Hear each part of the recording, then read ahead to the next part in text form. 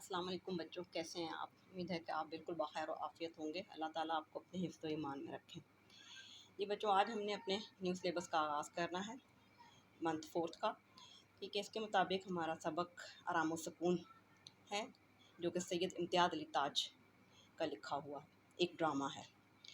سید امتیاز علی تاج کے بارے میں آپ صفحہ نمبر 46 پر ان کا حالات زندگی کے بارے میں اچھی طرح غور سے پڑھ لیجیے گا۔ مین باتیں میں آپ کو ایک دو ہیں بتا دیتی ہوں، جس کا جاننا آپ کے لیے ضروری ہے کہ سید امتیاز علی تاج ایک مشہور ڈرامہ نگار ہیں۔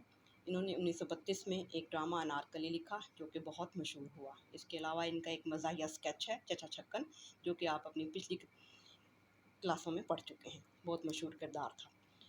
تو ڈرامے کا ایک اہم بات یہ ہوتی ہے کہ اس کی کامیابی کا دار و مدار اس کے مکالموں پر ہوتا ہے۔ یہی وجہ ہے کہ سید امتیاز علی تاج نے مکالمہ نگاری کی طرف خصوصی توجہ دی ہے۔ ٹھیک ہے، جب آپ اس سبق کو پڑھیں گے تو آپ کو مکالمہ نگاری اپنے عروج پر نظر آئے گی۔ ٹھیک ہے اسٹوڈنٹس، اب آتے ہیں ہم اپنے سبق کی طرف، آرام و سکون۔ ٹھیک ہے، آرام و سکون کو پڑھنے سے پہلے ہمیں کچھ سبق کے مقاصد کو جاننا ضروری ہے، جو مندرجہ ذیل ہیں، کہ سبق کو پڑھنے کے بعد ہم اس قابل ہو جائیں گے کہ ہم دیکھ سکیں کہ طلبہ کو سنجیدہ تحریر اور مزاحیہ تحریر کے فرق سے روشناس کرانا، طلبہ کو بتانا کہ مزاحیہ تحریر صرف ہنسنے ہنسانے کی چیز نہیں ہوتی، بلکہ اس کے پیچھے بہت سارے پیغامات ہوتے ہیں۔ طلبہ کو انسانی معاشرے کے مختلف کرداروں کے بول چال سے روشناس کرایا۔ جب آپ اس ڈرامے کو پڑھیں گے تو آپ کو بول چال کے بہت سارے کردار نظر آئیں گے۔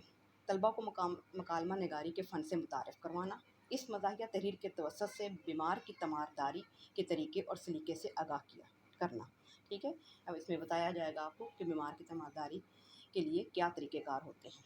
ٹھیک ہے اسٹوڈنٹس، اب ہم سبق کا آغاز کریں گے تو آپ نے دھیان سے غور سے الفاظ کے معنی سننے ہیں اور وضاحت سننی ہے۔ وضاحت آپ کی تشریح کام آئے گی، سیریز پیراگراف کرتے ہیں تو تب آپ کے وہاں کام آئے گی۔ الفاظ معنی لکھی ہوئی صورت میں آپ کو مل جائیں گے، لیکن آپ نے یہاں پر غور سے سننا ہے۔ یہ ڈرامہ لکھا ہوا ہے جو کہ 3-4 کرداروں پر مشتمل ہے۔ ایک ڈاکٹر کا کردار ہے، میاں کا، بیوی کا اور ایک نوکر کا۔ اس کے علاوہ 1-2 چھوٹے کردار اور بھی ہیں جو بعد میں آپ کو نظر آئیں گے۔ اب میں کردار بار بار نہیں بولوں گی، وہ آپ کو کتاب سے دیکھ کر خود سمجھنے ہیں۔ ٹھیک ہے، 1-2 دفعہ میں بولوں گی، اس کے بعد آپ نے دوبارہ خود دیکھنے ہیں۔ ڈاکٹر: جی نہیں بیگم صاحبہ، تردد کی کوئی بات نہیں۔ تردد مین پریشانی۔ میں نے بہت اچھی طرح معائنہ کر لیا ہے، صرف تکان کی وجہ سے حرارت ہو گئی ہے۔ تکان مین تھکاوٹ کی وجہ سے، حرارت ہو گئی ہے، بخار ہو گیا ہے۔ ان دنوں آپ کے شوہر غالباً کام بہت زیادہ کرتے ہیں۔ بیوی: ڈاکٹر صاحب ان دنوں کیا، ان کا ہمیشہ سے یہی حال ہے۔ صبح 10 بجے دفتر جا کر شام 7 بجے سے پہلے کبھی واپس نہیں آتے۔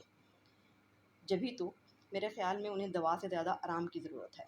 کاروبار کی پریشانیاں اور الجھنیں بھلا کر 1-2 روز آرام کر لینا چاہیے تو طبیعت انشاءاللہ بحال ہو جائے گی، انشاءاللہ بحال ہو جائے گی کہ ٹھیک ہو جائے گی، آرام کر لیں تو۔ 20 مرتبہ کہہ چکی ہوں کہ اتنا کام نہ کیا کرو۔ نصیب دشمنہ، صحت سے ہاتھ دو بیٹھو گے مگر خاک اثر نہیں ہوتا۔ یعنی وہ کہتے ہیں کہ میں بہت دفعہ 20 مرتبہ بہت دفعہ کہہ چکی ہوں کہ اتنا زیادہ کام نہ کیا کریں، اللہ تعالیٰ آپ کے دشمنوں کی قسمت خراب کرے، آپ اپنی صحت خراب کر لیں گے، لیکن ان پر کوئی اثر نہیں ہوتا۔ ہمیشہ یہی کہہ دیتے ہیں، کیا کیا جائے، ان دنوں کام بے طرح زوروں پر ہے۔ ان دنوں کام بے طرح مین کام بہت زیادہ ہے ان دنوں۔ ہر روز تھوڑا تھوڑا وقت آرام سکون کے لیے نہ نکالا جائے تو پھر بیمار پڑ کر بہت زیادہ وقت نکالنے کی ضرورت پڑ جاتی ہے۔ یہ بات آپ نے انہیں بھی سمجھائی؟ میں نے کہا، سن رہے ہو ڈاکٹر صاحب کیا کہہ رہے ہیں؟ جی ہاں، میں نے سمجھا کر اچھی طرح تاکید کر دی ہے کہ دن بھر خاموش لیٹے رہیے۔ تو تاکید کیا میں نہیں کرتی؟ مگر ان پر کسی کے کہنے کا کچھ اثر نہیں ہوتا۔ جی نہیں، ابھی انہوں نے مجھ سے وعدہ کیا ہے کہ پورے طور سے میری ہدایات پر عمل کریں گے۔ اور دوا کس وقت دینی ہے؟ صفحہ نمبر 48۔ ڈاکٹر: جی نہیں، دعا کی مطلق ضرورت نہیں۔ مطلق مین بالکل، بس آپ صرف ان کے آرام و سکون کا خیال رکھیے۔ غذا جو کچھ دینی ہے میں لکھ چکا ہوں۔ بڑی مہربانی آپ کی، تو پھر اجازت، فیس میں آپ کو بھجوا دوں گی، اس کی کوئی بات نہیں، آ جائے گی۔ اونچی آواز سے پکار کر: ارے للو، میں نے کہا ڈاکٹر صاحب کا بیگ باہر کار میں پہنچا دیجیو۔ ٹھیک ہے، اپنے نوکر کو آواز دیتی ہے، للو اس کا نام ہے۔ کو للو نام سے پکارتے ہیں کہ ڈاکٹر صاحب کا جو بیگ ہے وہ باہر لے جاؤ۔ ایک بات عرض کر دوں بیگم صاحب، مریض کے کمرے میں شور و غل نہیں ہونا چاہیے۔ شور و غل مین شور شرابہ، اعصاب پر اس کا بہت مضر اثر پڑتا ہے، یعنی کہ پٹھوں پر ان کا بہت کھچاؤ ہوتا ہے، مضر اثر، بہت خراب اثر پڑتا ہے۔ خاموشی اعصاب کو ایک طرح کی تقویت پہنچتی ہے، اور خاموشی جو سی ہے وہ پٹھوں کو ایک طرح سے آرام دیتی ہے۔ تقویت مین آرام دیتی ہے۔ مجھے کیا معلوم نہیں ڈاکٹر صاحب، آپ اطمینان رکھیں، ان کے کمرے میں پرندہ بھی نہ مارے گا۔ ملازم آتا ہے، حضور اٹھا لو یہ بیگ۔ تو آداب ڈاکٹر اور ملازم جاتے ہیں۔ قریب آ کر میں نے کہا، سو گئے کیا؟ ہوں، یوں ہی چپکا پڑا ہوا تھا۔ چپکا مین خاموش پڑا ہوا تھا۔ بس چپکے ہی پڑے رہنا، یعنی کہ خاموشی سے ہی پڑے رہنا، لیٹے رہنا۔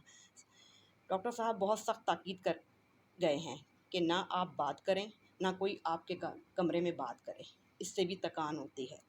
تمام وقت پورے آرام و سکون سے گزارے، سمجھ گئے نا؟ کراہتا ہے، یعنی کہ درد کی وجہ سے وہ آواز نکالتا ہے۔ کیوں، بدن ٹوٹ رہا ہے کیا؟ کہو تو دبا دوں۔ سونے کو جی چاہ رہا ہے تو چلی جاؤں۔ اچھی بات، یعنی کہ پھر وہ بڑے ہی اطمینان سے کہتا ہے کہ اچھی بات ہے، تم چلی جاؤ۔ اگر پیچھے کسی چیز کی ضرورت ہوئی تو اچھا، بلانے کی گھنٹی پاس رکھے جاتی ہوں۔ گھنٹی کہاں گئی؟ رات میں نے آپ یہاں میز پر رکھی تھی۔ اللہ جانے یہ کون اللہ مارا میری چیزوں کو الٹ پلٹ کر دیتا ہے۔ کنڈی کی آواز کون ہے یہ نامراد، یعنی کہ آواز آتی ہے دروازے کی، اور وہ پھر چیخ کر کہتی ہے، یہ کون ہے نامراد؟ ارے للو دیکھو یہ کون کواڑ توڑے جا رہا ہے، یعنی کہ نوکر کو آواز دیتی ہے اور کہتی ہے، دیکھو کون دروازہ پیٹ رہا ہے یا بجا رہا ہے۔ للو زور سے، سکا ہے بی بی جی۔ سکا جو پانی بھر کر لاتے ہیں باہر سے، ٹھیک ہے، اسے سکا کہتے ہیں۔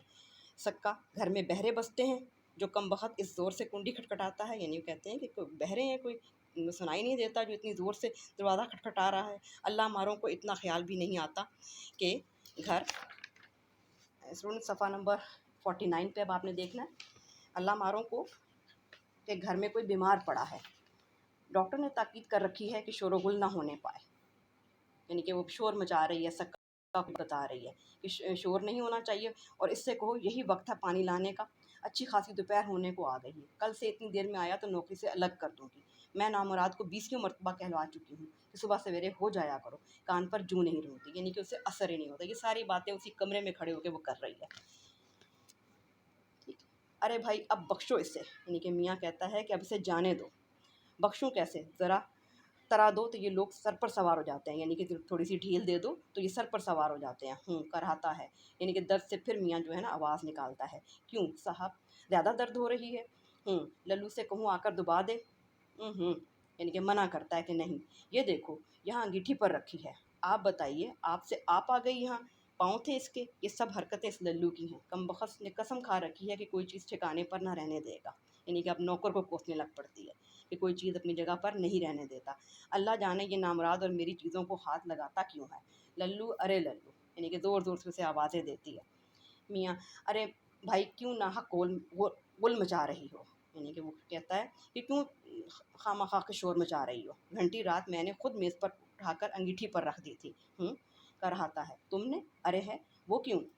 ننا بار بار بجائے جا رہا تھا، میرا دم الجھنے لگا تھا، یعنی کہ مجھے بہت پریشانی ہو رہی تھی، اس لیے میں نے اٹھا کر وہاں رکھ دیا۔ آ کر مجھے بلایا ہے بیوی جی؟ کم بخت اتنی دیر سے آوازیں دے رہی ہوں، کہاں مر گیا تھا؟ گودام سے ریٹھے ڈھونڈ رہا تھا، جن کے للو جواب دیتا ہے کہ ریٹھے کوٹنے کے لیے۔ کہ صبح سویرے کہا تھا، کم بخت تجھے اب تک ریٹھے نہیں مل سکے؟ جی مہلت بھی ملے، ادھر گودام میں جاتا ہوں ادھر کوئی بلا لیتا ہے، یعنی کہ وہ بتاتا ہے کہ میرے کام ہی اتنے زیادہ ہیں، میں ادھر جاتا ہوں ادھر سے کوئی بلا لیتا ہے، ہاں بڑا کام رہتا ہے نہ، بیچارے کو سر کھجانے کی فرصت نہیں ملتی، بھاگ یہاں سے، نکل جا کر ریٹھے ڈھونڈ۔ للو جاتا ہے، یہ تو گھنٹی یہاں تمہارے سرہانے رکھے جاتی ہوں، کواڑ بند کرتی جانا، یعنی کہ میاں کہتا ہے کہ دروازہ بند کر کے جاؤ۔ پیچھے اکیلے میں جی تو نہ گھبرائے گا، یعنی کہتی ہے کہ اب تم اکیلے میں گھبراؤ گے تو نہیں؟ میاں تنگ آ کر، نہیں بابا نہیں۔ ٹھیک ہے اسٹوڈنٹس، یہاں تک آپ کا یہ سبق ہے آج کا۔ آپ نے اچھی طرح سے دھیان سے غور سے دوبارہ پڑھنا ہے، الفاظ معنی آپ کو میں نے بتائے ہیں، ان کے مطابق آپ نے سبق کو پڑھنے کے بعد سبق کا خلاصہ تحریر کرنا ہے، ٹھیک ہے؟ انشاءاللہ اگلی ویڈیو میں ملاقات ہوگی۔ اللہ حافظ.